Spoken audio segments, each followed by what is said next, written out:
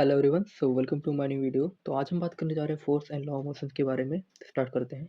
First of all हम बात करते हैं नोट्स की। तो मैंने एनसीईआरटी के बेसिस पे इसके नोट्स बनाए हुए हैं और ये आपकी एसएससी या फिर आरआरबी की एग्जाम होती हैं उनके लिए काफ़ी हेल्पफुल रहेगा। जैसे कि आप देखते हैं भी आपका आरआरबी एनटीपीसी का एग्जाम आने वाला है, तो ये आपके लिए काफ़ी हेल्पफुल रहेगा ये। तो स्टार्ट करते हैं। तो फर्स्ट ऑफ ऑल हम बात करते हैं हम कौन कौन सा टॉपिक पढ़ेंगे। तो इसका जो पहला टॉपिक है वो है न्यूटन्स लॉ ऑफ मोशन। तो उसके बाद हम ग्रेविटेशनल फोर्स के बारे में देखेंगे और जो हमारा लास्ट है वो है बुओयेंसी एंड आर्किमिडीज प्रिंसिपल। इसके 3 की टॉपिक्स हैं, कह सकते हैं कि इनसे ज़्यादातर क्वेश्चन आते हैं इस चैप्टर से। तो स्टार्ट करते हैं। तो हम स्टार्ट करते हैं न्यूटन्स लॉ ऑफ मोशन। तो जैसे कि इससे 3 लॉ होते हैं, तो उसमें फर्स्ट लॉ हम बात करते हैं। ए object continue in rest and uniform motion unless acted upon bye unbalance force. अब देखिए इसका मतलब क्या होता है। जैसे कि आपका कोई ऑब्जेक्ट यानी बॉल है, तो ये रेस्ट में है तो रेस्ट में ही रहेगी जब तक कोई प्लेयर आके किक नहीं करता, यानी कोई बात आके इस पर एक्सटर्नल फोर्स नहीं अप्लाई करता है, जो कि अनबैलेंस होना चाहिए। देखिए बैलेंस अनबैलेंस मतलब ऐसे समझते हैं, जैसे कोई बॉल है, इधर एफ फोर्स लग रहा है, इधर भी एफ फोर्स लग रहा है, तो ओवरऑल फोर्स हमारा जीरो हो जाएगा। तो ये बैलेंस फोर्स हो जाएगा, तो उस स्टेट में ये आपका फोर्स जीरो रहेगा। और अनबैलेंस की बात करते हैं, तो मानिए यहाँ पे F1 है और यहाँ पे F2 फोर्स लग रहा, तो उस केस में आपका जो कुछ रिजल्टेंट फोर्स आएगा वो F1 माइनस F2 होगा, जो कि जैसे मान लो अगर ये ज़्यादा है तो इस डायरेक्शन में लगेगा, ये ज़्यादा है तो इस डायरेक्शन में लगेगा।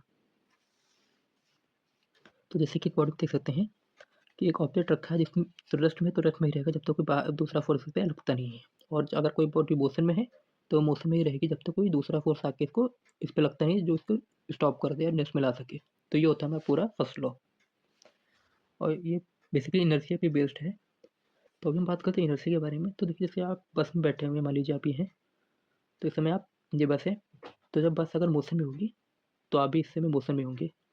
और जैसा कि जाते हैं बस के साथ आपके पैर कांटेक्ट में, तो जैसे ही बस अगर स्टॉप करती है तो बस तो यहाँ पे आपकी रुक जाएगी, लेकिन आपका जो अपर पार्ट है वो मोशन में रहेगा। यानी ये बस कुछ इस तरीके से होगी कि बस यहाँ पे रुक गई है, आपका लोअर बॉडी भी रुक जाएगा, लेकिन अपर बॉडी आपका मोशन में रहेगा, तो कुछ आपको आगे की तरफ पुश करेगा, आगे की तरफ धक्का देगा, तो ये आपका इनर्शिया का कारण होता है। सिमिलरली जब बस स्टॉप होती है तब भी कुछ ऐसा ही होता है।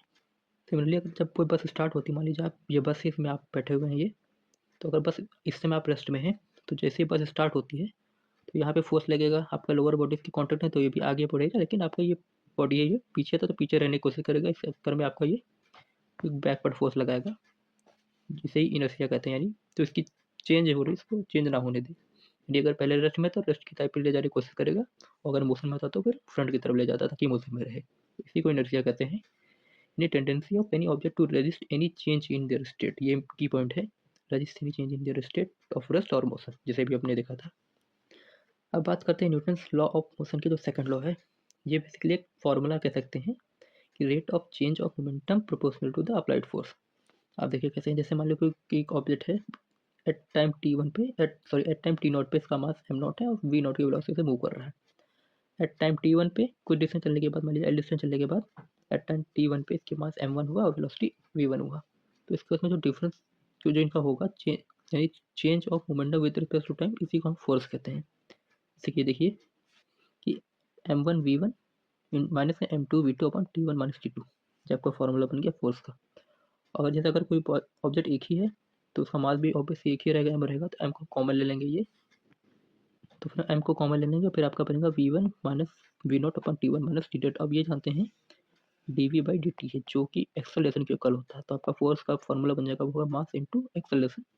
यही आपका है Newton second law of motion.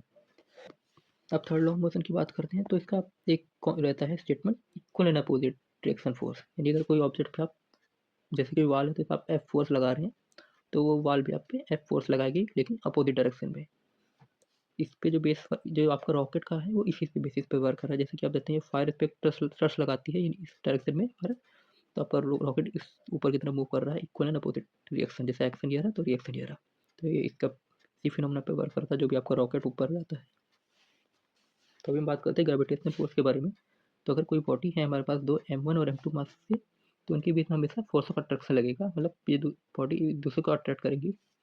जैसे मान लीजिए कोई आपका एम वन मास का था और एम टू मास का, इनके बीच की डिस्टेंस आर है, तो इनमें जो फोर्स लगा वो इक्वल होगा एफ वन और एफ टू, और इसकी वैल्यू होगी G into M one M two upon R square. यानी आर की स्क्वायर के इनवर्सली प्रोपोर्शनल और मास के डायरेक्टली प्रोपोर्शनल होगी। यानी जितना ज़्यादा मास रहेगा उतना ज़्यादा इनका फोर्स रहेगा, और जितनी ज़्यादा डिस्टेंस रहेगी उतना कम इसका फोर्स रहेगा। यानी जितना दूर रहेगा उतनी इनका फोर्स कम रहेगा। तो ये हमारा होता है ग्रेविटेशनल फोर्स का फॉर्मूला। अभी जो नेक्स्ट हमारा टॉपिक है वो बॉयंसी एंड आर्किमिडीज प्रिंसिपल के बारे में।